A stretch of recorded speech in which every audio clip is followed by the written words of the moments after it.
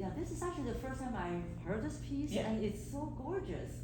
And do you have any, let's just say we call it a soundscape. Instead of landscape, it's a sound. Do you have any of that in your mind when you play?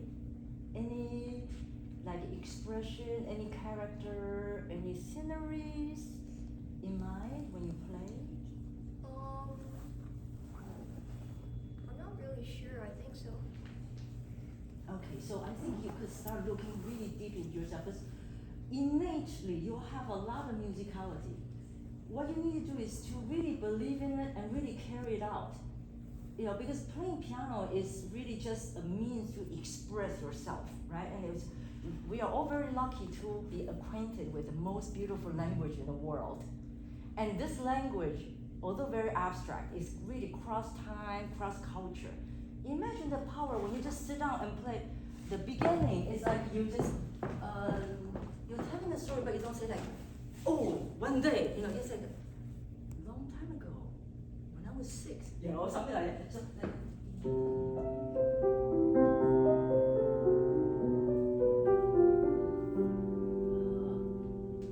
my grandpa came to my house.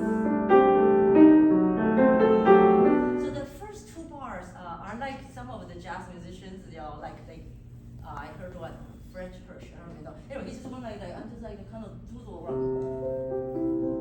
And out of kind of beautiful, so make the difference in one is the intro and one is a real story on the third bar. Does it make sense? Yeah. This is why probably your teacher crossed out the first bar because you don't want to start like right. Yeah. So you will do justice to the pianissimo sign that we see. Yeah. Okay, Helen, try it again. Show the first 2 bars like you're not really. You're just searching.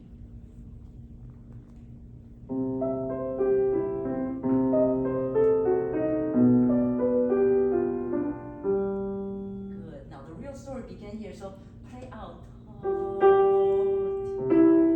Yeah. Play like your presence. Just fill the room. That's not. Can you try?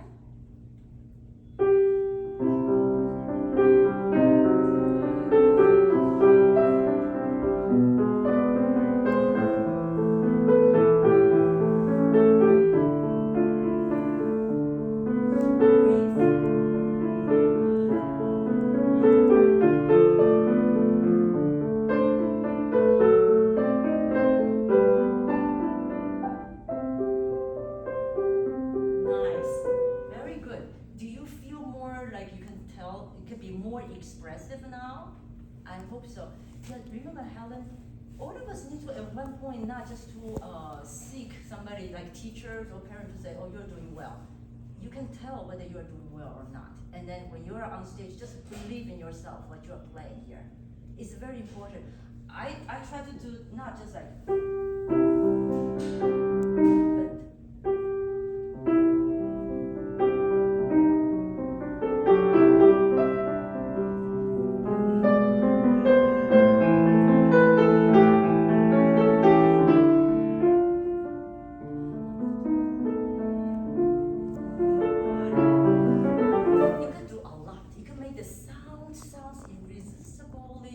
but like a seductive, and then suddenly come out open and all that. These are all technique as well, right? Because you are playing the note so well, there's no mistake anywhere. You're very secure. So, do you know how to get there? How to be more expressive? Yes. Yes.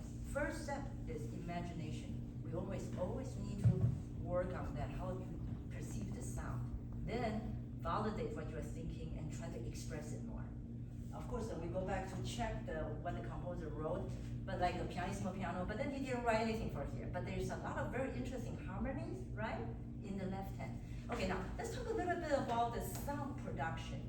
Tell me, what do you know about sound production? I don't really recognize the name, but if you told me the meaning, then maybe I know.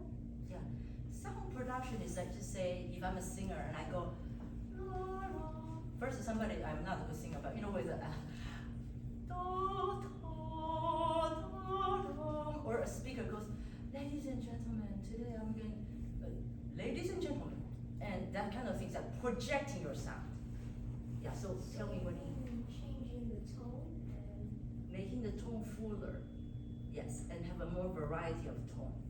Yeah, so do you know anything like how do you do it? How do you make your playing not like, how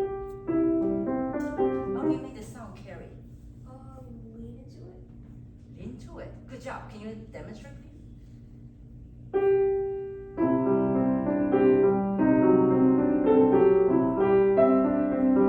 Oh, better range.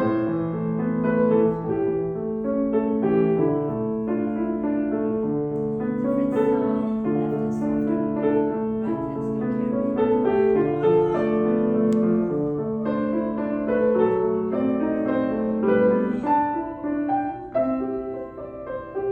Good job. Guess what, Helen? You knew the answer. Lean on this, so you put a little bit more weighting to it. Now this, the high note, the yeah. So there was this one singer. Her name is Jessie Norman, big singer. The New York Times said when you listen to her, you feel like you enter a big space, and then sometimes you go into the little corridor and you come out and there's like a warmth, like a fireplace, like a big library. So wouldn't you love to have your sound like that? When you play, we feel like it's spacious. Yeah. So this is where we can't do it with fingers alone, you know? So two techniques for you to think about is in addition to leaning on the note like you said, when you play the high notes such as the fifth finger, first time is a this note. Can you use arm first, then finger last? Can you try? Do you see? Good. Now even more freer. Arm first, finger last. Yes, good job. And then after that note, that's how many beats? 2 beats. So when we play, we don't go di la da just for the sake of projecting. We're going to sing 2 beats. That note is di la tam rest. So you follow through with the 2 beats. Try. Follow through. Just right here. Go. Good. Arm first. No. Okay, rest, right? Okay, sorry to ask you for so many things. Helen first. Arm first. Secondly, what? Follow through. 1, 2, rest. Arm first. Good. Rest. Good. Okay, good. So, and then the next time you have is or there's even a crescendo. Next time you play the fifth finger, Helen, is here, right? This is where you want us to enter a big space. Can you try it?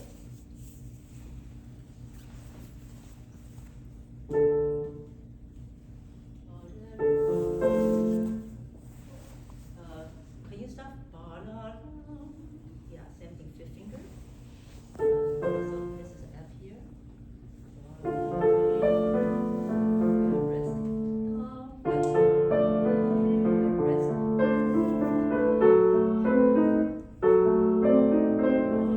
Right there. Yes, you sound.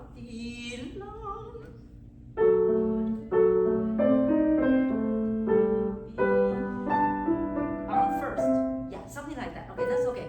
I know you understand that because you showed us earlier. This one needs to be even more, has even more sound here. We're coming into a major. So very bright, right? And then intimate. Okay, now talking about these are called accompaniment, right? So your accompanist is a little bit sleepy sounding, like.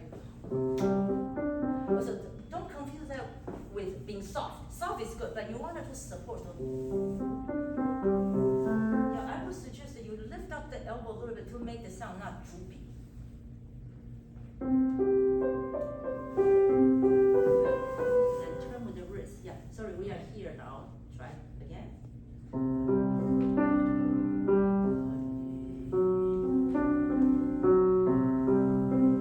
Good, use the turn.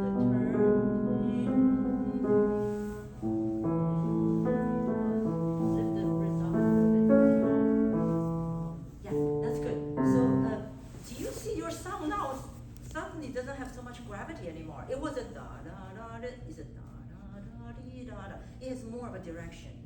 Yeah, Helen, does it make sense to you?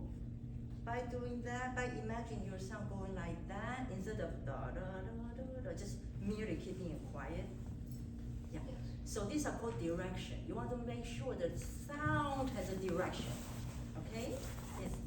Any questions so far? No. No? Okay, so we talked about a lot how to play the melody to make it spacious.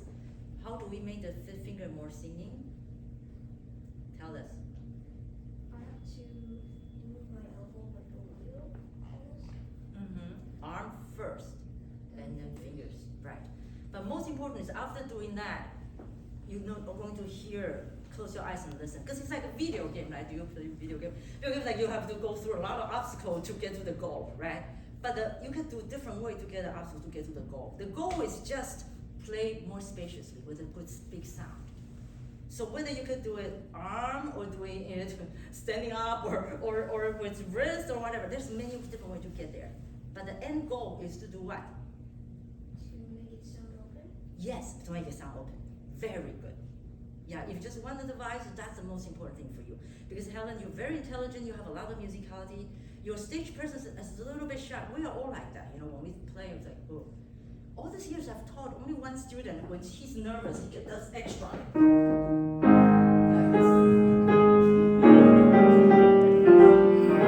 What's happening?